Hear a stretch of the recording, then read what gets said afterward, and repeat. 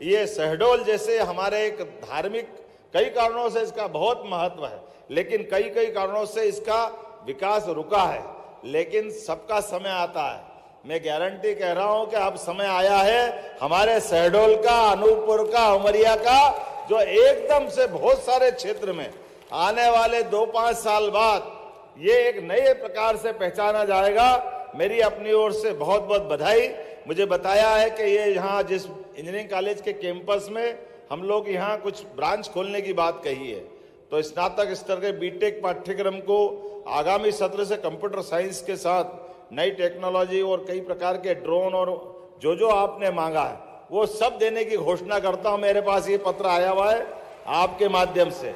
यहाँ एक बाईपास देने की बात कही है, अनूपपुर शहर में बाईपास के लिए कुछ बताया गया है, तो निश्चित रूप से ये लंबा चौड़ा बता दिया है, लेकिन इसको भी देंगे।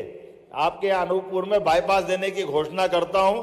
और इसके अलावा भी विकास के काम के मामले में तो हमारी सरकार ने तय किया है, ऐसे किसी मामले में हमारे लिए जब विकास की बात करते तो विकास के मतलब केवल भौतिक अधोसंरचना नहीं, जीवन में सभी लोगों का भला हो। इसलिए 4 मिशन जो माननीय मोदी जी ने 4 जातियां बताई, वो गरीब, युवा, महिला और किसान, चारों सेक्टर में हम बराबरी से काम कर रहे हैं, मिशन मोड में काम कर रहे हैं। और परमात्मा करेगा निश्चित रूप से यश मिलेगा।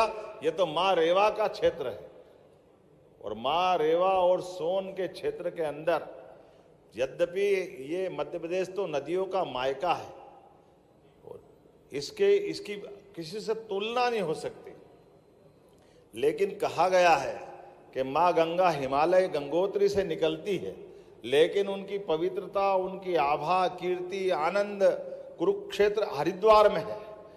इसी प्रकार से सरस्वती का अपना महत्व है, लेकिन ये नर्मदा जी का एकमात्र ऐसा अपना आनंद परमात्मा ने दिया हुआ है कि जहां से निकलती और जहां तक अपनी यात्रा पूरी करती है, रोम रोम से आशीर्वाद देती है, रोम रोम से आनंद देती है। ऐसे पवित्र क्षेत्र में हमने पवित्र काम के आधार पर यह कार्यक्रम किया है। निश्चित रूप से माँ रेवा सबकी कामना की पूर्ति करेगी, सबको आशीर्वाद देगी। मेरी अपनी ओर से पुनः इस अच्छा आयोजन की बधाई। बहुत बहुत धन्यवाद।